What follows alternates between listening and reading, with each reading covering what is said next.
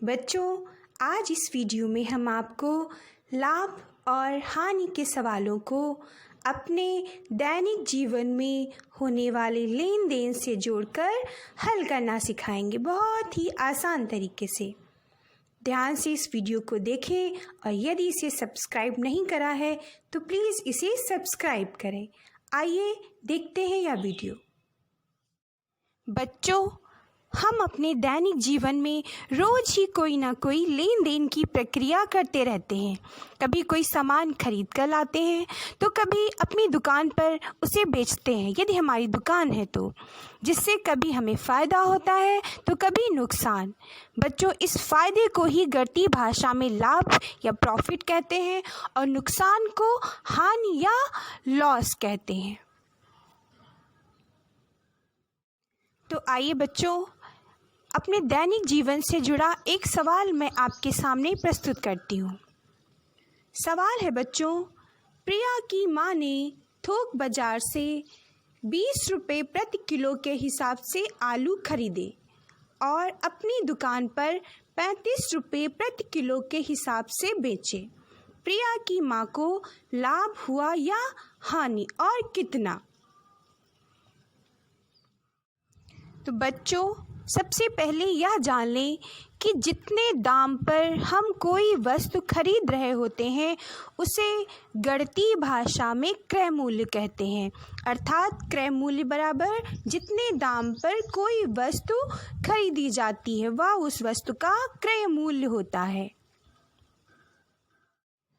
और बच्चों, जितने दाम पर कोई वस्तु बेची जाती है वह उस वस्तु का विक्रय मूल्य कहलाता है। तो सबसे पहले हम खरीदी जाने वाली या बेची जाने वाली वस्तु का क्रय मूल्य और विक्रय मूल्य ज्ञात करेंगे।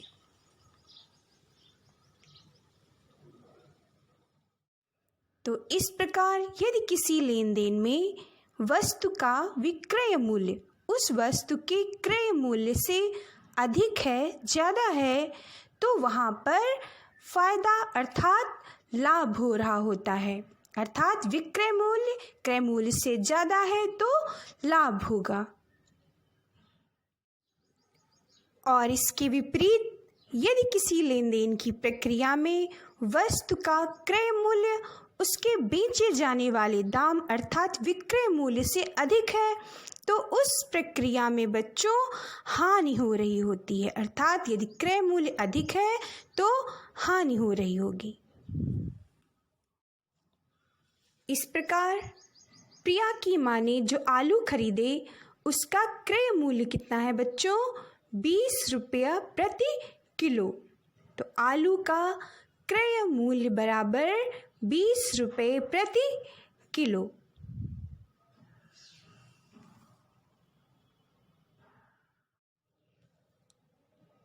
और प्रिया की माँ ने आलू बेचे किस दर से? 35 रुपये प्रति किलो के हिसाब से। अर्थात आलू का विक्रय मूल्य हुआ 35 रुपया प्रति किलो। इस प्रकार सबसे पहले हमने क्रय मूल्य और विक्रय मूल्य ज्ञात करा बच्चों। तो बच्चों, यहाँ पर आलू का विक्रय मूल्य ज़्यादा है और क्रय मूल्य कम है। अर्थात आलू खरीदे कम दाम पर गए हैं और बेचे ज़्यादा दाम पर गए हैं।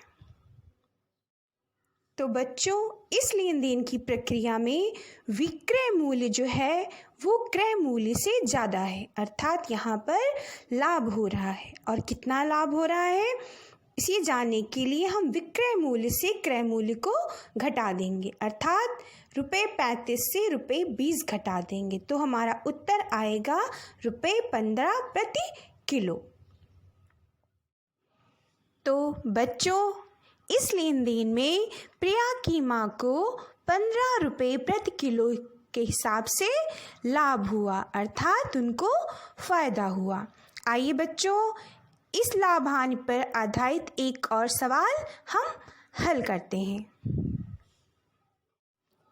अगला सवाल है बच्चों, रवि एक बच्चा है, उसने एक साइकिल 3500 रुपये की खरीदी। कुछ समय बाद किसी कारणों से उसे वह साइकिल 2800 में बेचनी पड़ी। इस लेन देन में रवि को लाभ हुआ या हानि? आइए ज्ञात करते हैं। तो बच्चों, आइए जानते हैं रवि की साइकिल का क्रय मूल्य और विक्रय मूल्य कितना था। तो रवि ने साइकिल खरीदी 3500 की, अर्थात रवि की साइकिल का क्रय मूल्य 3500 रुपये, और उसने साइकिल बेची 2800 रुपये की, अर्थात साइकिल का विक्रय मूल्य 2800 रुपये।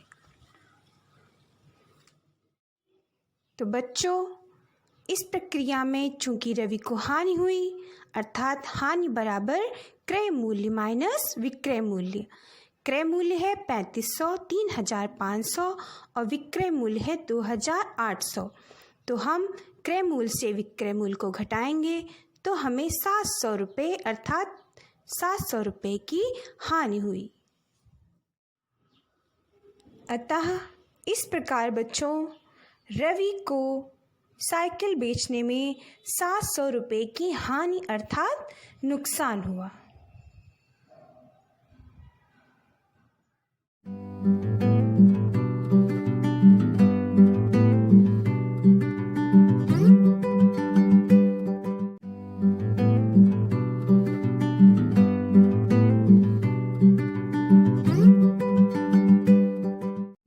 तो देखा बच्चों आपने, कितनी सरल प्रक्रिया है लाभ और हानि के सवालों को हल करने की। बस हमें कुछ गणितीय शब्दों को समझना होता है।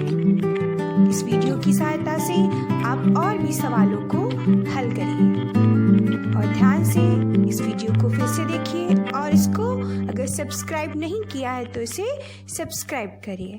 Thank you. Stay home, stay safe.